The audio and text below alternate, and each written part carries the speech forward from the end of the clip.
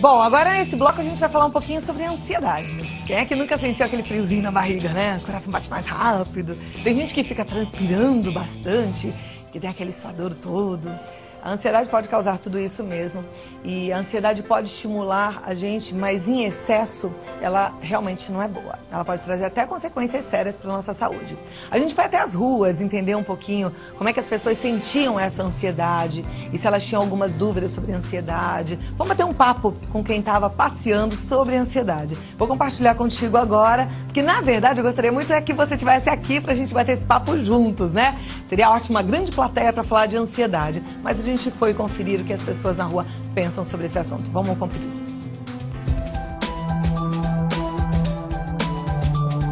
A ansiedade é considerada um dos males do século. Segundo dados da Associação Mundial de Psiquiatria, 1 em cada 4 pessoas no mundo já sofreu de ansiedade alguma vez na vida. A gente vai perguntar para as pessoas nas ruas se elas sentem alguns dos sintomas da ansiedade no seu dia a dia.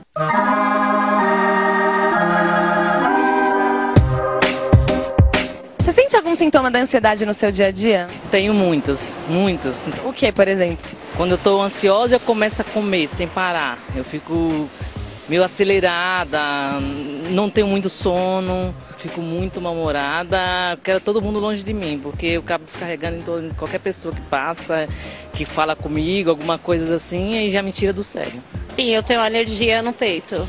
Toda vez que você fica ansiosa? Sim, toda vez que eu fico ansiosa ou, com muita ansiedade. Aí aparece.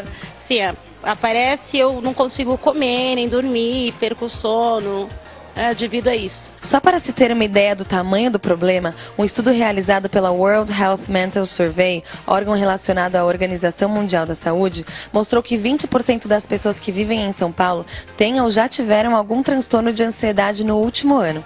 O índice foi o mais alto entre 24 cidades de diversos países. Você sente algum sintoma da ansiedade durante seu dia a dia?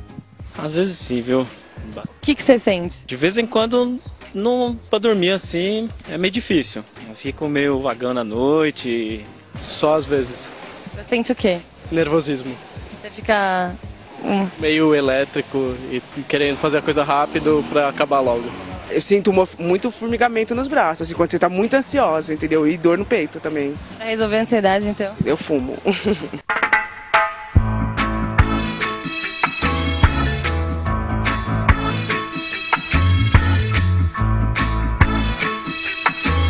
Bom, Cláudia, eu vou baixar minha ansiedade, respirar fundo, tomar um suquinho de maracujá e você continua aí do estúdio, tá bom?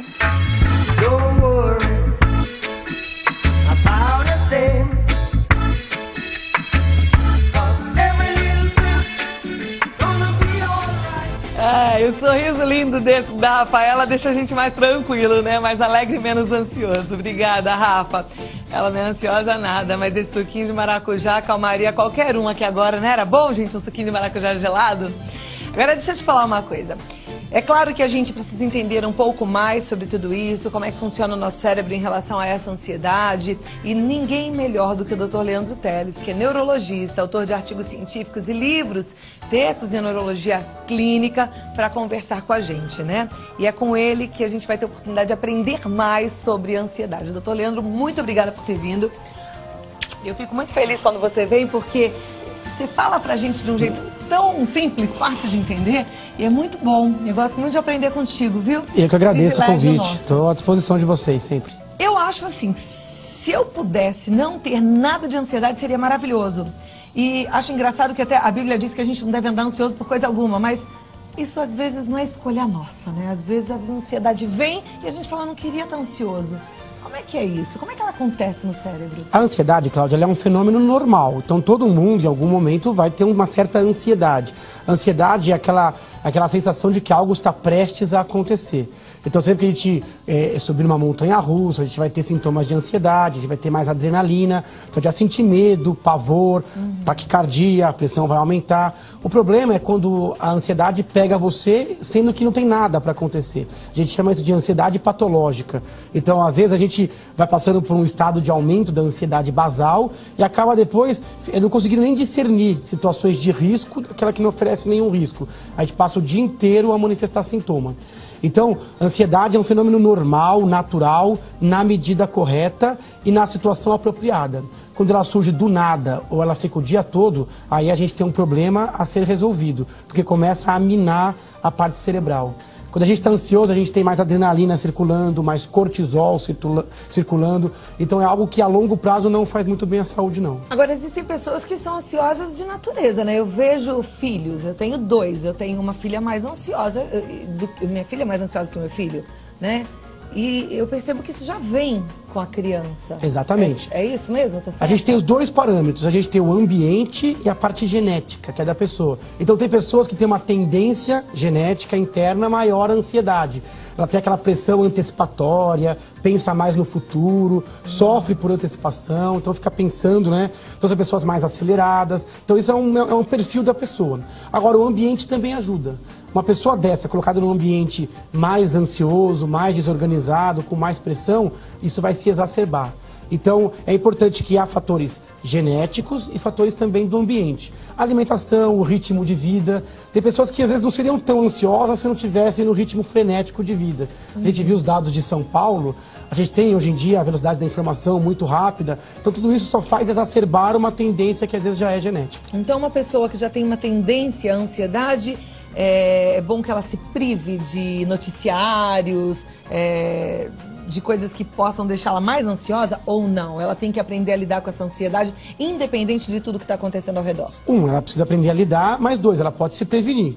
Eu não sei se é fácil a pessoa se privar da informação, mas, sei lá, uma pessoa muito ansiosa, às vezes tem que se desligar. Hoje em dia tem esses celulares que apitam por qualquer coisa. Isso gera mais ansiedade? Gera mais, porque como a informação é muito rápida, sei lá, hoje em dia um smartphone, se recebe um e-mail, ele apita. Se recebe uma mensagem do Facebook, ele apita. Ele não apita mais só quando você recebe uma ligação, né? Então, hoje em dia, a pessoa às vezes fica sempre com aquela atenção mais ligada, porque a qualquer momento tudo pode mudar. Pode vir uma ligação importante. Então, para a pessoa que tem uma tendência a isso, é mais complicado. Agora, e as pessoas que não têm tendência a isso? Esse ritmo de vida que é acelerado, ele pode desencadear uma ansiedade em quem não tinha essa tendência? Pode sim. Pode. Uma situação específica, por exemplo, é no estresse pós-traumático. Uma pessoa, às vezes, que nunca teve ansiedade na vida. De repente, ela passa por uma violência física, moral, ou vê uma cena que a agride, ela pode, a partir dali, desenvolver, por exemplo, um transtorno de ansiedade. A gente chama de síndrome do estresse pós-traumático. A pessoa passa por um sequestro, um assalto, ou vê alguma violência, a pessoa pode desenvolver depois o sintoma. O próprio envelhecimento pode fazer aparecer uma tendência que a pessoa não mostrava quando criança ou quando adolescente. Mas não é o mais comum. O mais comum é a pessoa já vir mostrando essa tendência e, de repente, durante a vida, mostrar altos e baixos. Então, na época do vestibular, novo emprego, ou na fase de fechar uma negociação, isso se exacerbar. Se passar muito do limite, o conselho é: procure ajuda. Porque tem médicos que podem propiciar muito alívio desses sintomas, né? Seja com mudanças do cotidiano, seja com medicamentos em casos selecionados. Você falou do envelhecimento. A sensação que eu tenho é que os jovens são mais ansiosos que os mais idosos, não? Depende. Então a gente tem perfis aí, né? Tem pessoas de mais idade que acabam se tranquilizando. Agora, o jovem, pelo seu ritmo, conquistando. Mas se você pegar que são um pouquinho mais ansiosas que os homens, aí em torno dos seus 40, 50 anos, tem muita ansiedade. Isso faz parte da síndrome que acompanha a perimenopausa, que acompanha a saída dos filhos de casa. Então, em cada fase da vida, você tem alguns determinantes. Mas eu concordo com você. Pelo ambiente, os jovens são um pouquinho mais ansiosos, um pouquinho mais atabalhoados, um pouquinho mais preocupados com o futuro.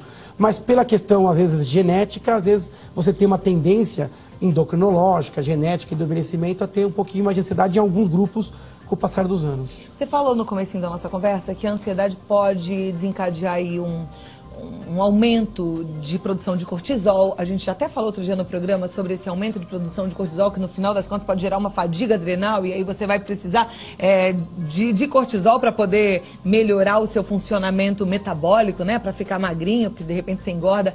Mas a gente sabe também que a ansiedade está ligada a outras doenças, e tem gente que fala que a ansiedade pode até provocar câncer, é verdade?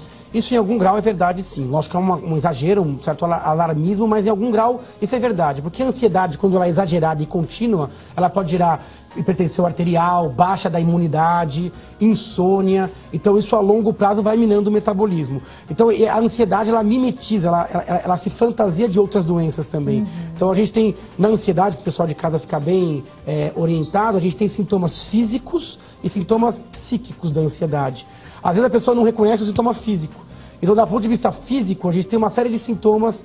A gente tem até um slidezinho para o pessoal ter aí a listinha. Então, falta de ar, por exemplo. Às vezes a pessoa está com respiração curta, respirando, uma situação de sufocamento. Isso pode ter da ansiedade.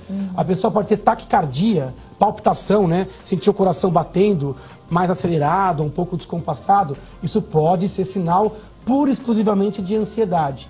A pessoa pode ter tremores nas mãos, aquele tremorzinho na pálpebra, né, que de vez em quando aparece, quando a gente está um pouco mais cansado, pode ser um sinal de ansiedade. A insônia. Insônia, quem está ansioso, preocupado, acaba perdendo o sono, pensando em coisas que ocorreram durante o dia e já passaram. O que é péssimo, né? Porque depois a insônia vai te gerar um dia desgastado, não recuperou o que você precisava recuperar, quer dizer, vai fazendo aquela bola de neve. Exatamente, é um que a gente chama de ciclo vicioso, né? A ansiedade piora o sono, a falta de sono piora a ansiedade. Agora, por exemplo, diarreia, dor de estômago, dores de cabeça, dores no corpo, ganho de peso, em algumas pessoas redução do peso, então a oscilação do peso.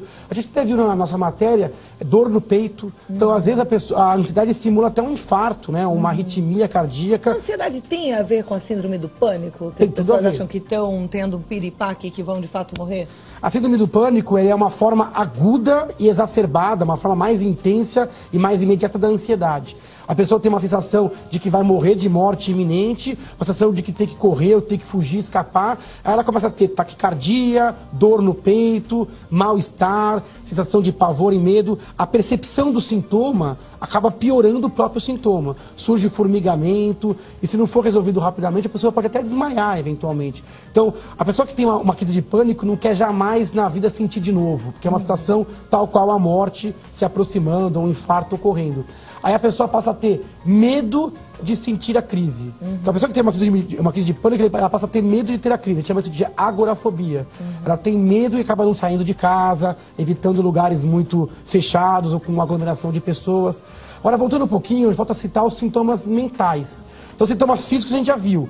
Peso, pressão, taquicardia, sudorese, tremor. Agora, do ponto de vista psíquico, a ansiedade dá irritabilidade, pode dar sintomas depressivos.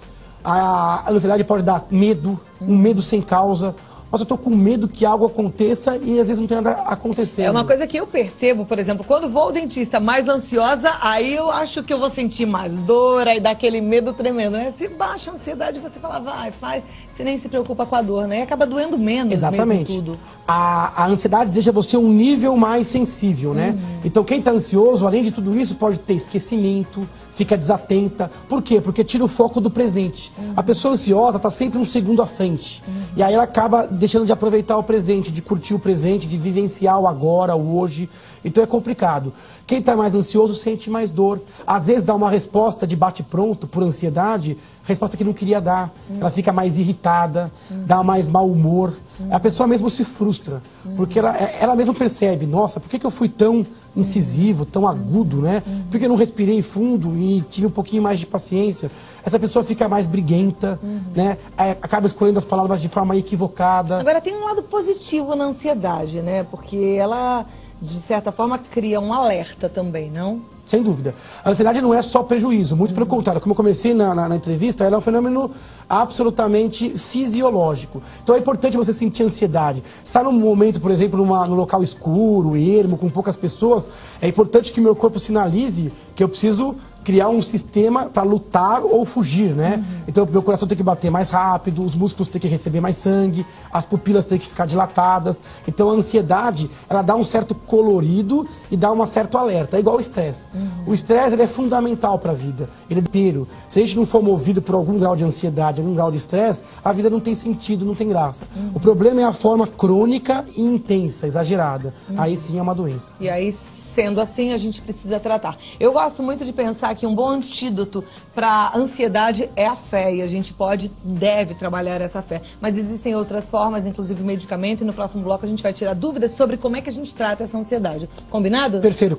Então, segura aí, doutor Leandro, e você aí na sua casa também, viu? Porque é bom a gente ficar tranquilo. Apesar de que eu sei que tem horas que a ansiedade vem forte, né? Principalmente quando o problema é o bolso. Você já tá que tá, já procurou tudo quanto é jeito para resolver sua situação financeira e não encontrou. Nossa Vida Melhor tá de volta. Hoje a gente tá falando sobre um assunto bem importante, que é a ansiedade. Quem de nós não tem ansiedade, né? Por mais que a gente saiba que não é bom, que faz mal, e a gente tenta driblar essa ansiedade, ela aparece. E às vezes a gente não escolhe, né, doutor Leandro? Exatamente. Que não é gostoso sentir ansiedade, não. Não é bom, não.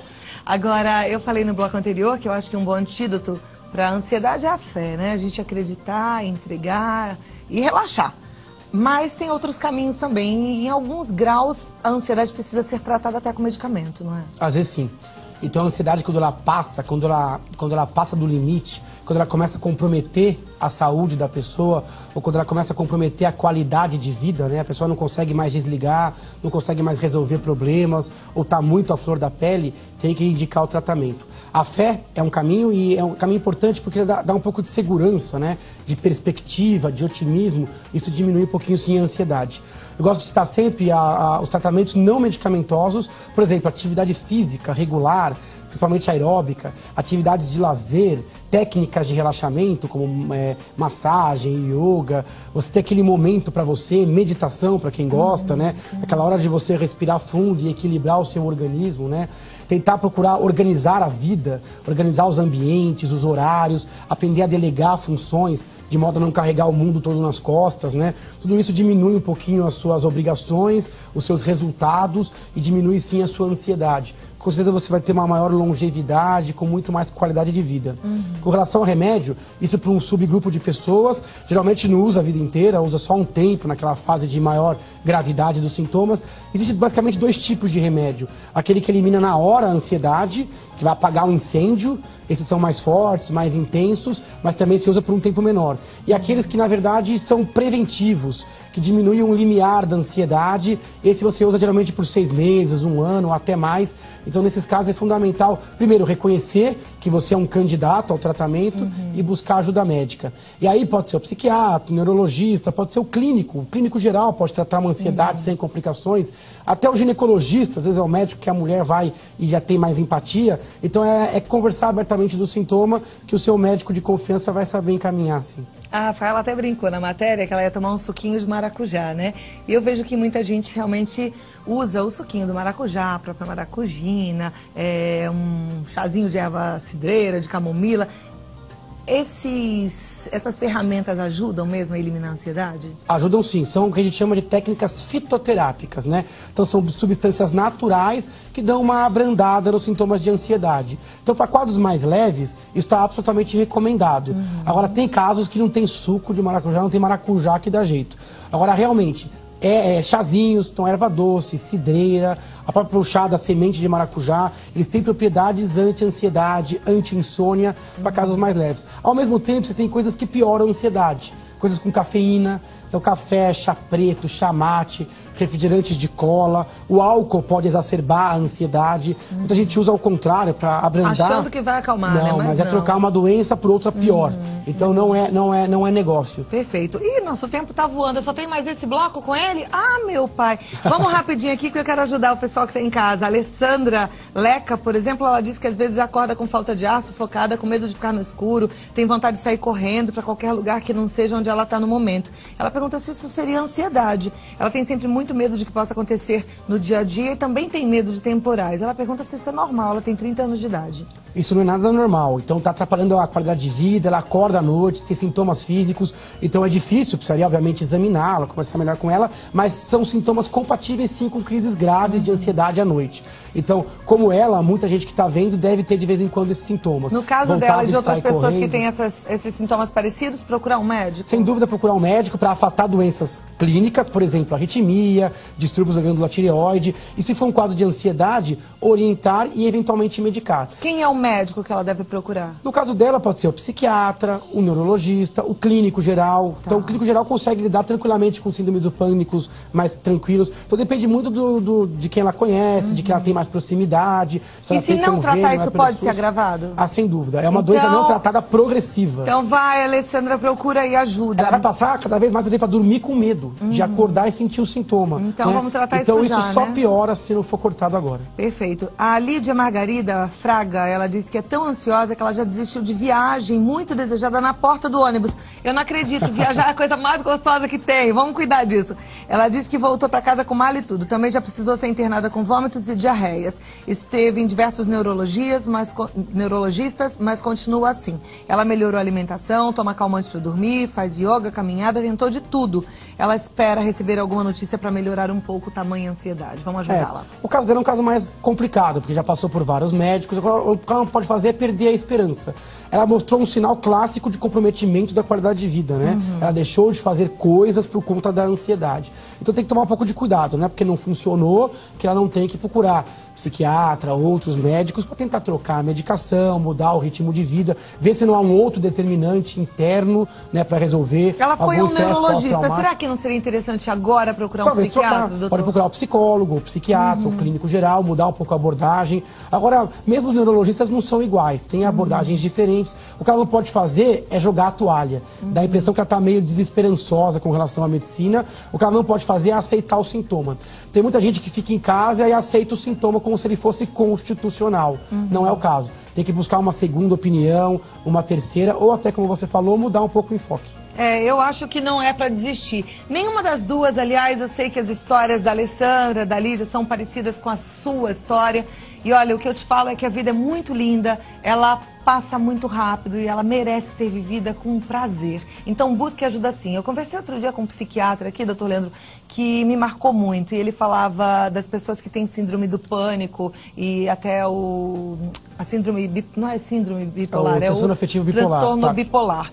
Que às vezes elas começam a tomar o medicamento, ficam um pouquinho melhor e acham que está tudo ótimo, que está tudo bem, vão conviver com aquele um pouquinho melhor. Quando, na verdade, o paciente sendo tratado, ele precisa ficar muito melhor, ele precisa ficar 100%. Então, é o caso que o doutor Leandro falou agora. Não desista, não jogue a toalha. Não é assim, melhorei um pouquinho, mas continuo com muito medo, melhorei um pouquinho, mas continuo sem coragem de viajar. Não, a vida está aqui para a gente viver. Procure um outro médico, um outro parecer, busque o medicamento certo, na dosagem certa para ficar 100% que você merece. Não é isso? Perfeito, Cláudia. Então tem que fazer isso mesmo, não pode brincar não, tá? Vida é linda. Doutor Leandro Teles, você volta, né? Volto. Porque parece que o tempo voou aqui hoje, não entendi. Está encurtando, né? Vamos ver, precisa de uma tarde. Esse relógio está correndo rápido.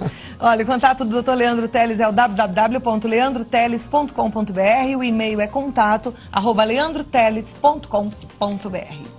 Quando a gente está ansioso, o tempo voa? Voa. Acho que a gente estava um pouco ansioso nessa. Tchau, Cláudia. Muito obrigada, ótima semana para você, tá bom? Vem cá.